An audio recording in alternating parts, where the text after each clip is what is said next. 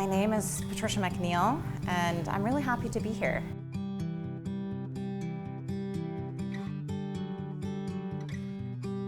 You cannot hide what's in your magnetic field. You can't hide it from anybody because we are sensory creatures.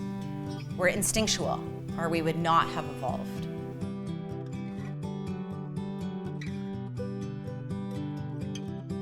As we go on, we start to armor the heart because feeling stuff is really painful. You cannot armor the heart against pain without armoring the heart against joy. You cannot numb yourself to pain without numbing the joy. Nanak, the first guru of the Sikh tradition, says, master your mind and you conquer the world. All of a sudden an idea pops in your head and you're like, where did that come from?